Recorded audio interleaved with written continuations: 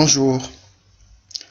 Alors, aujourd'hui, c'est avec un grand plaisir que je souhaiterais partager avec vous ce chapitre qui aborde la thématique configuration basique d'un routeur. À la fin de ce chapitre, j'espère que vous auriez la possibilité de reconnaître qu'un routeur est comme un ordinateur, doté d'un système d'exploitation et équipé du matériel conçu pour le routage. Aussi, savoir configurer des périphériques et appliquer des adresses IP sur les interfaces du routeur.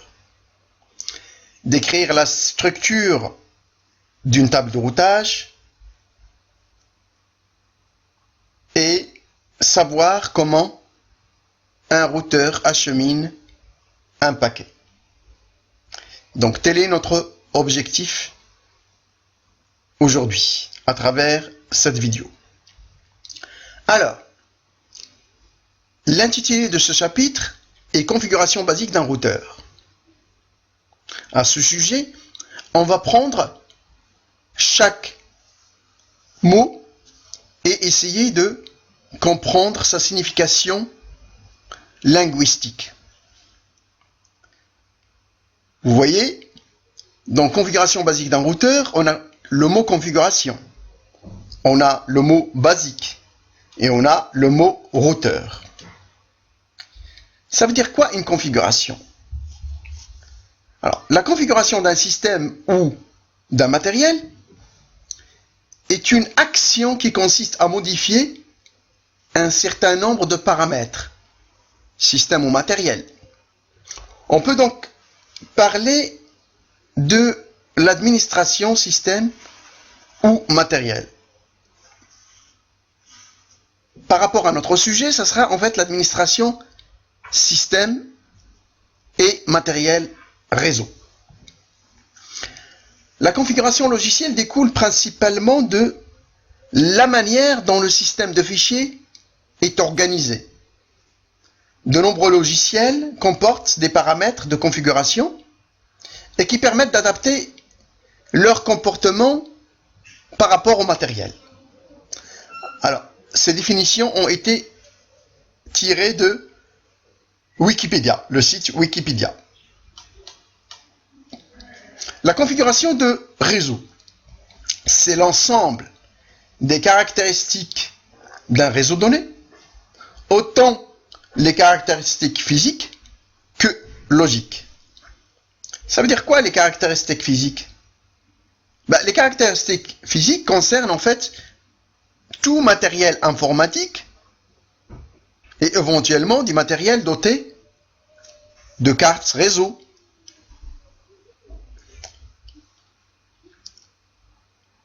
Les caractéristiques logiques sont éventuellement la nomination de la machine, la reconnaissance de cette machine à travers notre réseau. Donc soit c'est son adresse IP qui va la déterminer, soit c'est son nom, soit c'est son adresse MAC. Et dans ces caractéristiques logiques, on va trouver un certain nombre de protocoles utilisés. Ça va être de protocoles TCP, UDP, protocole de routage, protocole routé. Et il y en a pas mal. Lors du branchement d'une machine à un réseau, de nombreux paramètres en fait de configuration doivent être ajustés pour adapter la partie logicielle à la partie matérielle. Les paramètres de configuration sont typiquement enregistrés dans un fichier texte. Ce fichier est modifiable à travers un éditeur de texte genre bloc-notes. Alors, le mot basique. Dans le mot basique, on peut dire qu'une configuration basique, c'est une configuration de base, une configuration minimale permettant une activité minimale.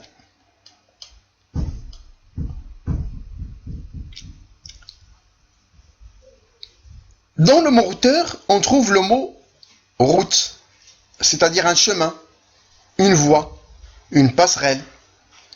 On dit emprunter une route, c'est prendre une voie, c'est suivre un chemin.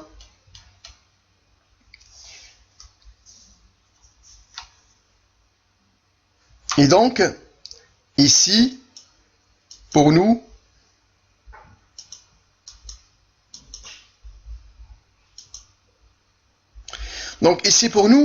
voici une topologie réseau.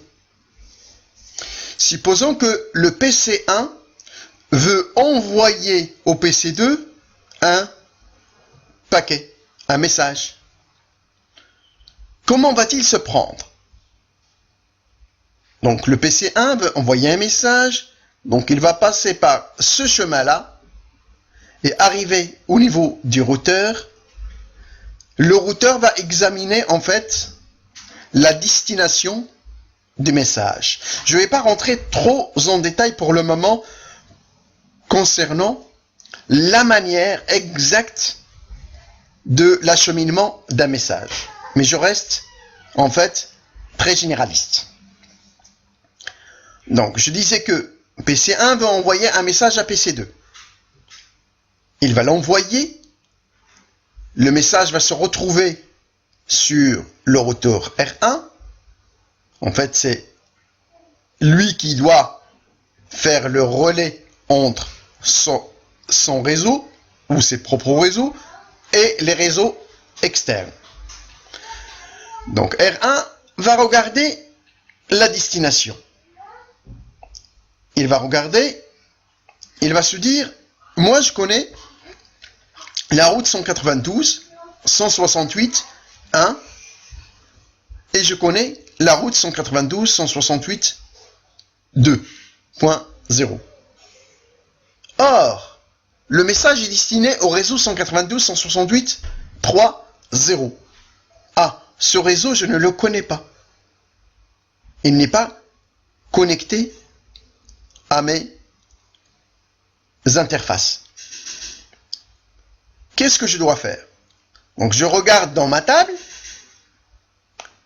c'est comme une carte. Je regarde dans ma carte et je vois comme quoi, pour arriver au 192, 168, 3.0, c'est-à-dire le réseau de destination, je dois sortir par mon propre interface S000. Donc l'interface qui est là. Donc le message arrive ici, je regarde le destinataire. Ah, le destinataire, je peux l'acheminer à travers l'interface S000.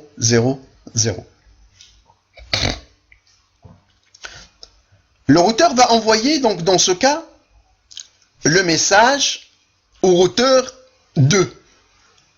Le routeur 2 va chercher l'adresse du réseau du destinataire et il va la lire sur la troisième ligne. Ah bah tiens, 192.168.3.0, c'est en fait le réseau qui est connecté à l'interface F00. Donc, je peux lui envoyer. À partir de là, le PC2 va recevoir en fait le message envoyé par PC1. Donc si on fait un show IP route par rapport à ce qu'on vient de voir, donc sur le routeur numéro 1, on va voir comme quoi le routeur numéro 1 est connecté, c'est comme connecté, est connecté sur le réseau 192.168.1.0 via l'interface F00. Et il est aussi connecté sur l'interface série S00 et il a pour adresse réseau 192.168.2.0.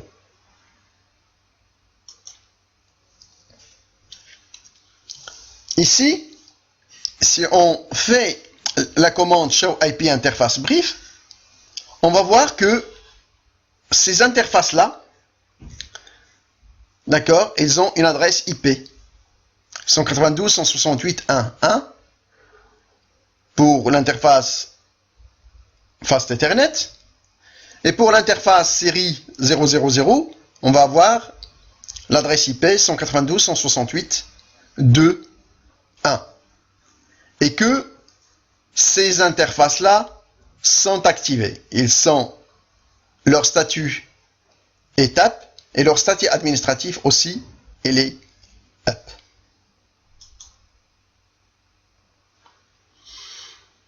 Alors, on a dit, l'objectif de ce cours, en fait, c'est de reconnaître un routeur comme un PC. Alors, si un routeur est équivalent à un PC, on va voir les composantes du PC. Et puis par la suite, regarder éventuellement les composantes du routeur aussi. Dans un PC, on trouve une carte mère, c'est-à-dire un ensemble de circuits intégrés, contrôlant des périphériques tels que clavier, souris, carte graphique, carte son, etc. On va trouver aussi un processeur qui fait l'objet d'un certain nombre de calculs, qui contrôle des flux d'informations. On va trouver la RAM, qui permet de stocker les instructions en attente ou en cours de traitement. La RAM est dite volatile en fait, parce que dès que le PC s'éteint, elle se vide, donc elle est volatile. Un disque dur, on va trouver aussi un disque dur dans un PC, et un disque dur, ça permet un stockage permanent de données. Contrairement à la RAM, un disque dur n'est pas volatile. Il est non volatile, c'est-à-dire qu'il stocke en permanence les données. Même si on éteint notre PC, les données sont toujours dans le disque dur. On trouve aussi des bus. Ce sont des canaux de communication interne par lesquels transitent les données entre différents composants. Alors, un routeur est un matériel équivalent au PC, on a dit. Donc on va voir, voici une interface d'un routeur, une interface arrière. On voit la partie alimentation, le bouton pour éteindre et allumer, un port console, un port auxiliaire et des interfaces Ethernet. À l'intérieur du routeur, voilà ce qu'on peut trouver. Une carte mère, la RAM, les interfaces, un processeur et un certain nombre de composants.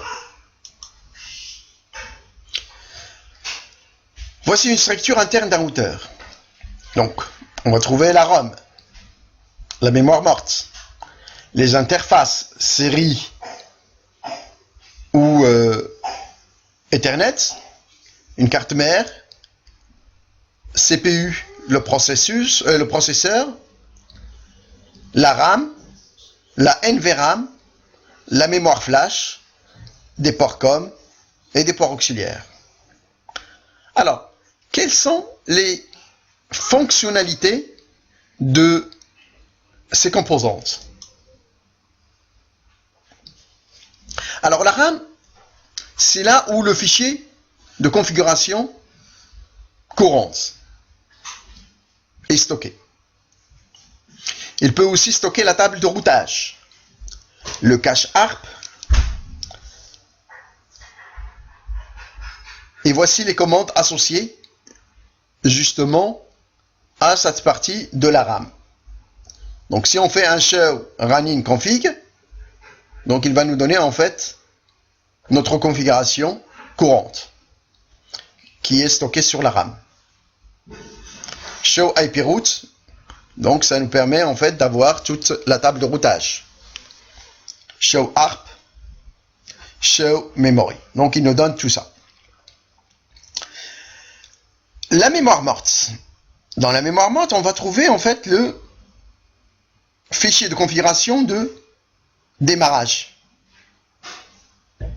Dans la mémoire flash, on va trouver... Alors, dans la mémoire flash, on va trouver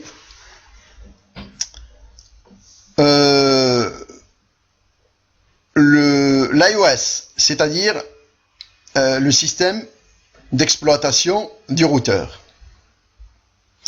Et dans la NVRAM, le fichier de configuration initial. Et le registre de configuration aussi. Et voici les commandes associées à chaque mémoire. Donc ici, si on veut voir ce qu'il y a en fait dans notre NVRAM, on met show startup config. Show version. Donc il nous donne la version. Donc, résumons. La mémoire RAM, elle est utilisée pour que le routeur, pendant que le routeur est en marche. C'est la mémoire de stockage d'informations. On peut parler aussi de mémoire de travail. Elle contient la table de routage, ARP cache, la mémoire tampon. La mémoire flash est équivalente à un disque dur, donc il va contenir le système d'exploitation. Et la NVRAM, qui elle est non volatile, elle va contenir le fichier de configuration. Quant à la RAM, on va trouver le fichier de démarrage Bootstrap.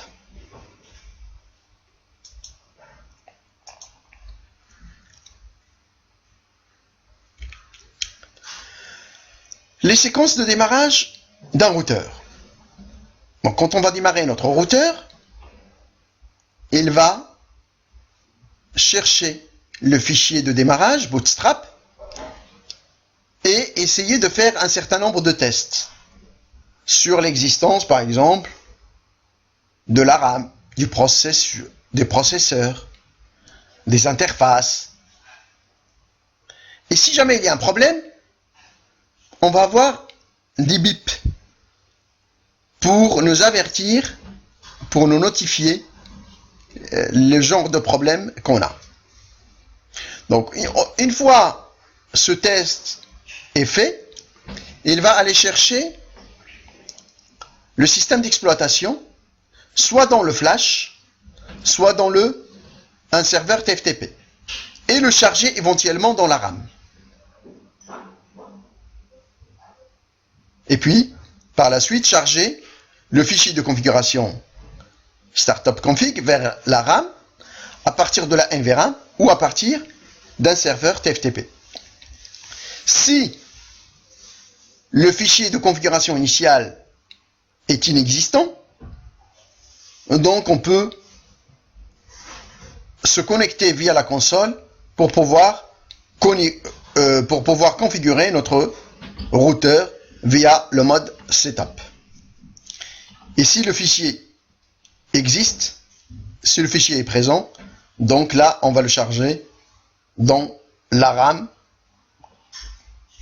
comme auparavant, on avait chargé en fait l'iOS.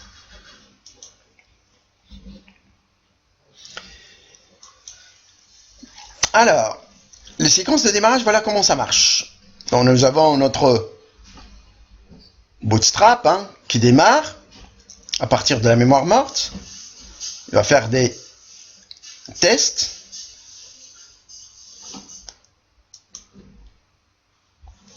Il va charger le système d'exploitation à partir de la mémoire flash ou à partir d'un serveur.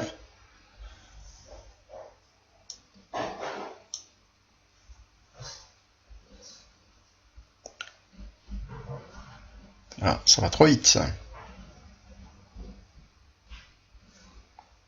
Là, on voit les cartes.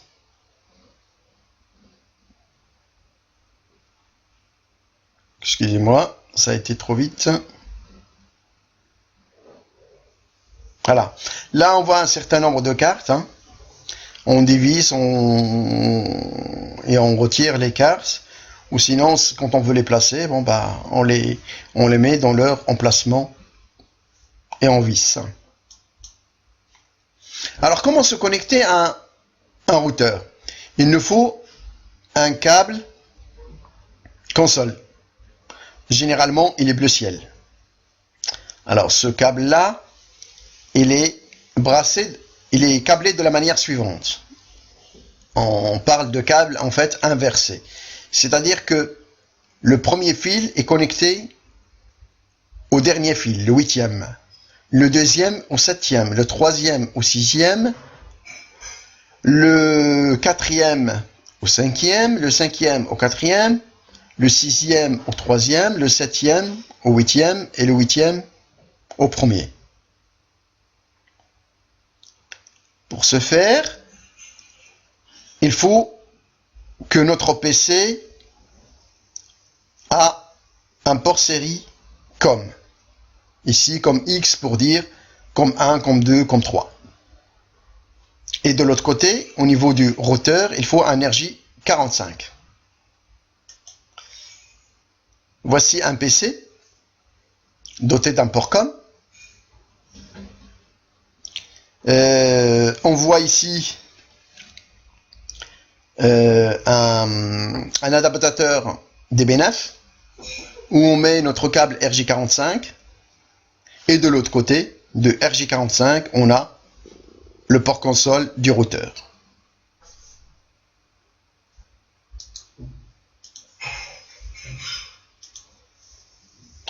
Alors, une fois la connectique est faite, il faut un logiciel ou une application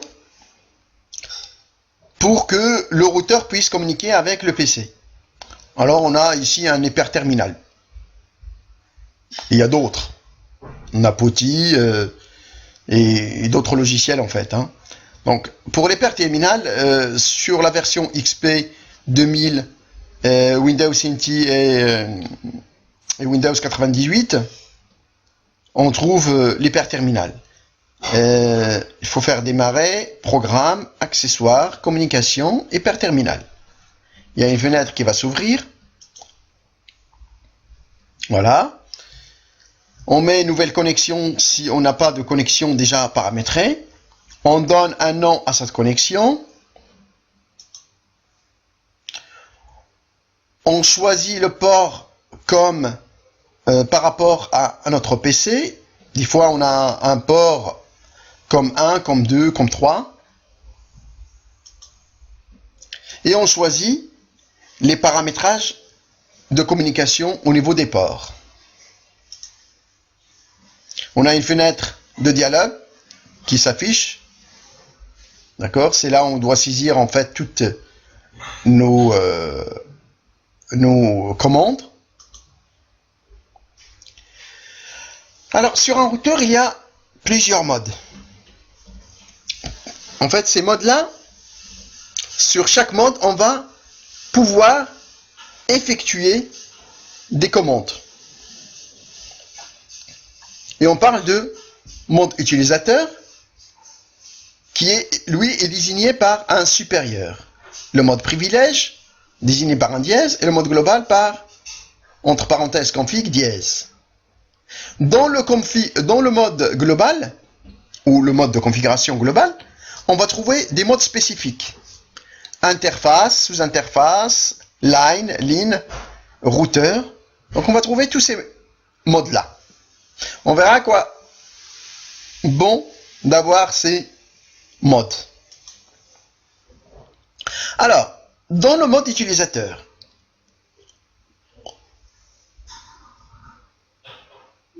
la première des choses pour le moment, essayez de faire un étoile, plutôt un point d'interrogation. Ça va vous donner en fait de l'aide. Quelles sont les commandes que vous pouvez rentrer à ce niveau? Si vous mettez SH point d'interrogation, donc en fait il va vous donner tout ce qui commence par SH, d'accord, et toutes les commandes qui vont se commencer par SH. Dans le mode privilège, il est caractérisé par par dièse, par le caractère dièse. Si on met point d'interrogation, donc il va nous donner toutes les commandes à ce niveau. Si je mets CO point d'interrogation, ça va nous donner toutes les commandes commençant par CO. Si je mets disable ou exit, je vais retourner au mode avant. Le mode global. Dans le mode global, on va trouver le nom du routeur, entre parenthèses config dièse. Donc, ce mode-là, il est caractérisé par cette ligne-là, cet ensemble de caractères. Nom du routeur, entre parenthèses config et dièse. Alors, pour obtenir de l'aide, pareil, hein, on mettra point d'interrogation. Pour avoir de l'aide par rapport à quelque chose qui commence par INT, on mettra INT, point d'interrogation, et là, on obtient de l'aide par rapport à cette commande.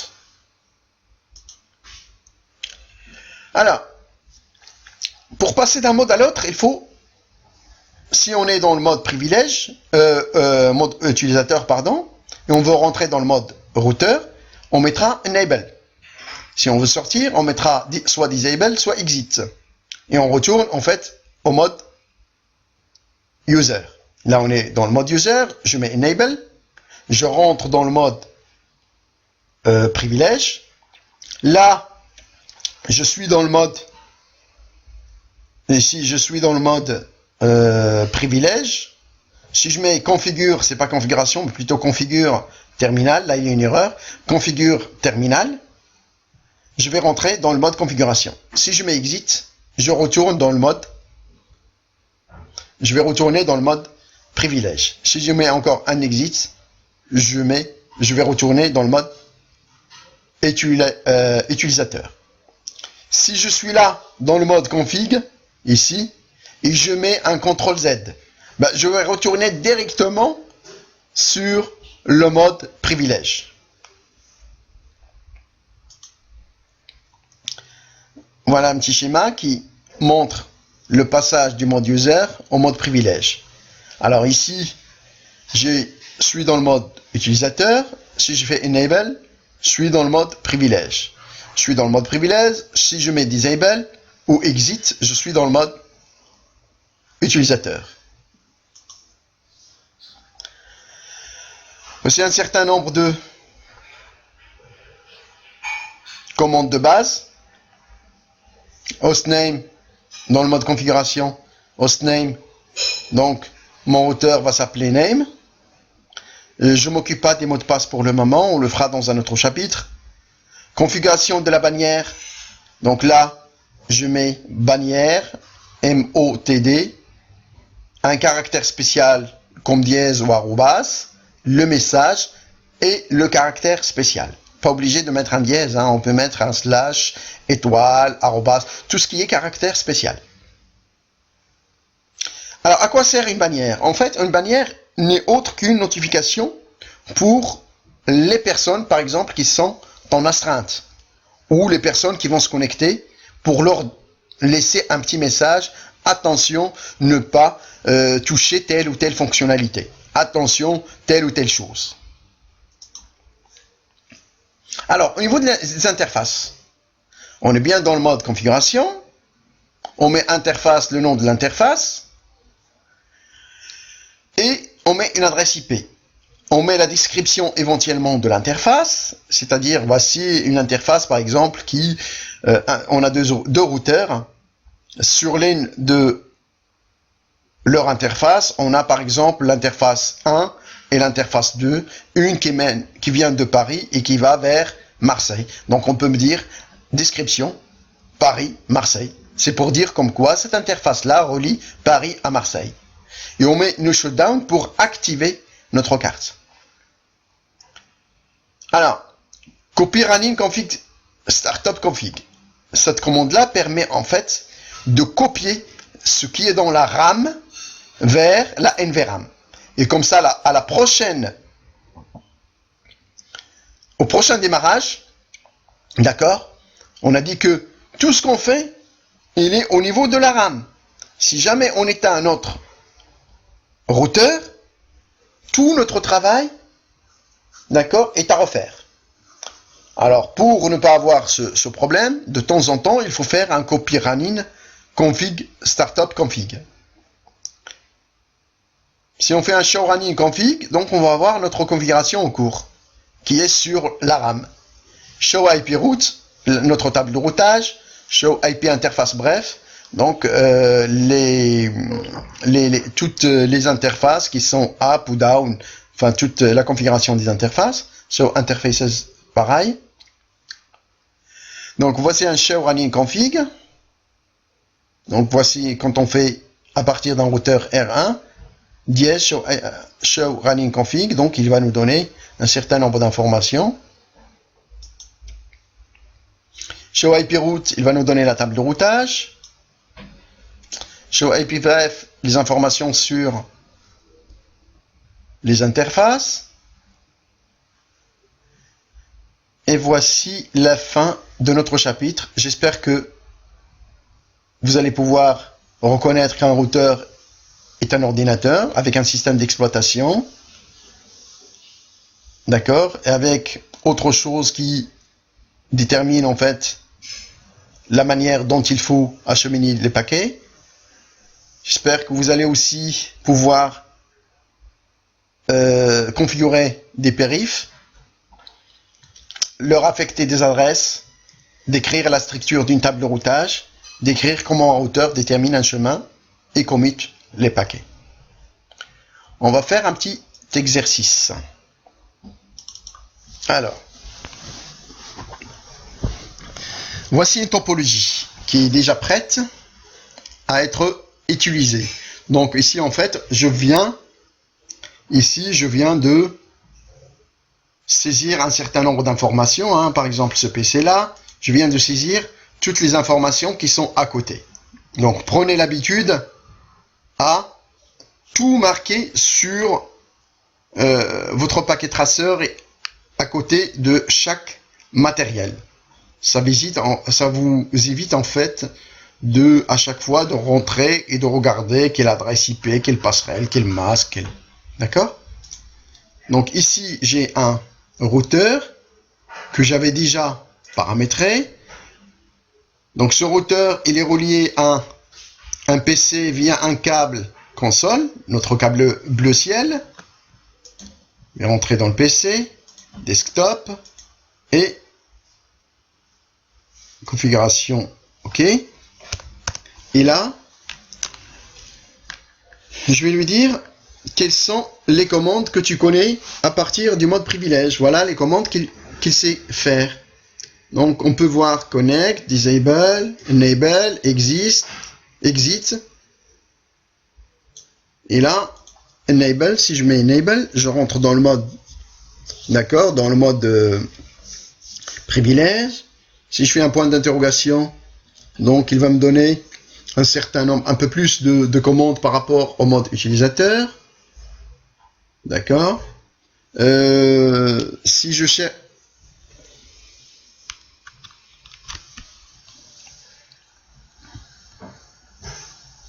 Alors ici, j'avais déjà une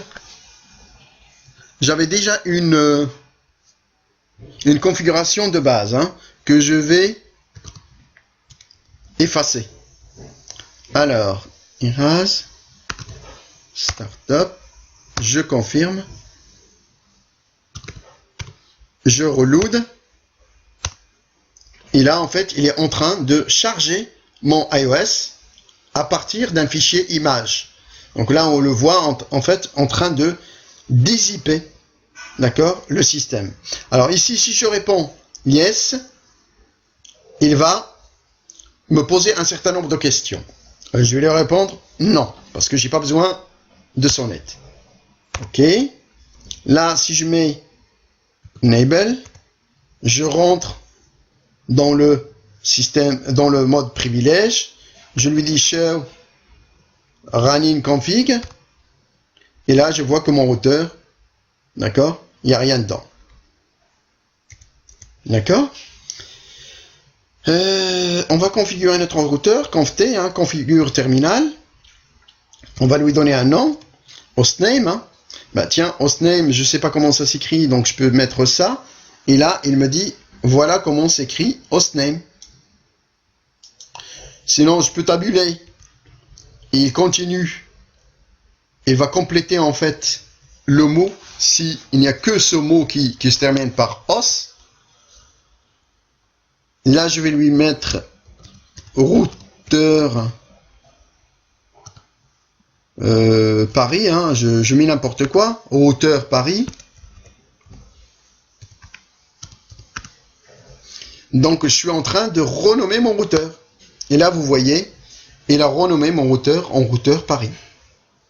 D'accord? Il s'appelait routeur, maintenant il s'appelle routeur Paris. D'accord? Donc, si je veux, vous voyez là, mon routeur, il y a des points rouges à ses deux extrémités. Ça veut dire que j'ai pas d'adresse IP, d'accord? Et mes interfaces sont down. Donc je vais rentrer dans le mode interface. Je mets interface. Le nom de l'interface.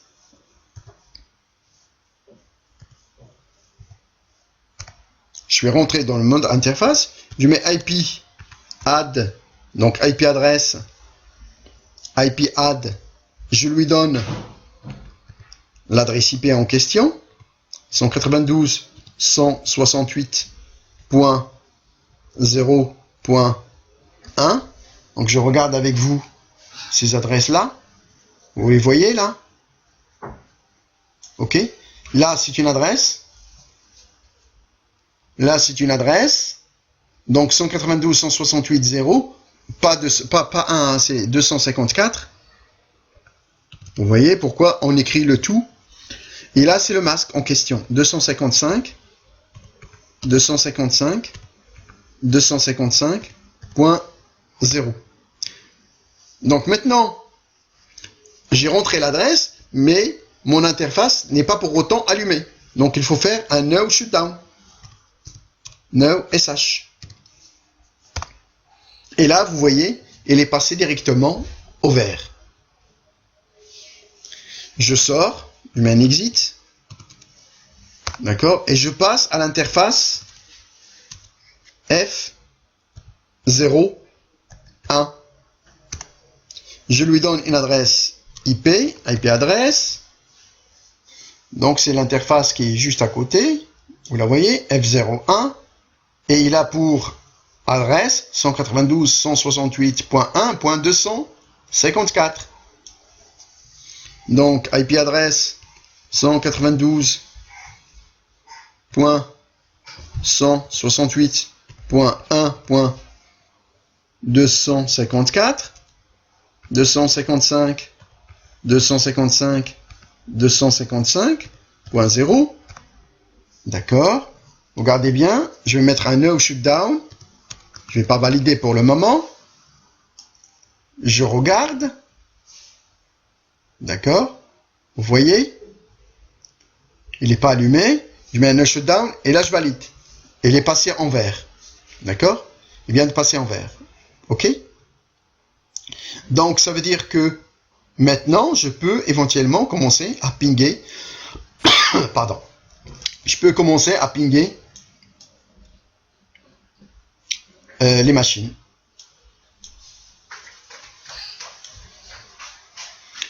Je prends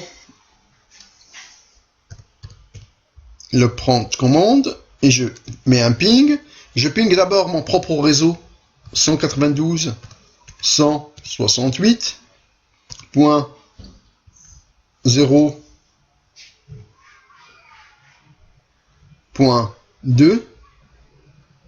D'accord. Et là, elle répond. Hein, mon voisin répond. Donc, ça veut dire que mon réseau local, il est bon. Maintenant, je veux aller de l'autre côté du réseau. Je mets l'adresse IP d'une des machines de l'autre réseau. Point 1 par exemple. Pour le moment, il n'a pas répondu. Et là, il répond. Il y a un paquet, en fait, c'était au niveau de soit de leur adresse MAC, il n'a pas été connu en fait au départ. On verra ce phénomène pour les prochaines vidéos en fait. Donc si je fais encore une fois, et là il va me donner en fait toutes les 4 pings, d'accord, les quatre échos, d'accord. J'ai envoyé un ping, il a envoyé 4 paquets, d'accord, il a envoyé 4 paquets et j'ai reçu 4 paquets, alors que tout à l'heure il a envoyé 4 paquets et je n'ai reçu que 3 paquets. Il y a un qui a été perdu parce que le PC en fait n'était pas encore déclaré dans la table ARP. On a parlé tout à l'heure de ARP cache. On a aussi le problème aussi du comment dire du switch aussi, qui lui il doit reconnaître en fait toutes les adresses IP, plutôt les adresses MAC, pardon, les adresses MAC correspondant à son réseau. Bon, on verra ce chapitre par la suite. Alors, j'ai préparé aussi un serveur, hein, un serveur web. D'accord, on va regarder. Donc, ce serveur web, ici, on va mettre... Je vais changer un petit peu la couleur. Et les bleus, je veux que ça soit red. D'accord. Je passe à la deuxième page. Et là, je mets...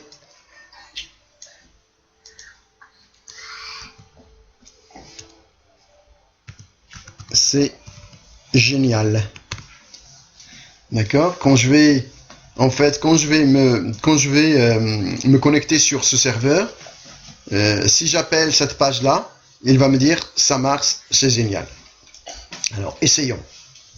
Je prends le PC en question, je prends mon Internet Explorer, d'accord. Le serveur web, il a une adresse IP 192.168.1.2. Voilà. Donc là, la partie Cisco, elle était bleue, elle est devenue rouge. Vous voyez, ce qui était raide en fait. Si je vais dans la deuxième page, ça marche, c'est génial. Ben, je vous souhaite une bonne journée et je vous dirai à bientôt avec un grand plaisir. Au revoir.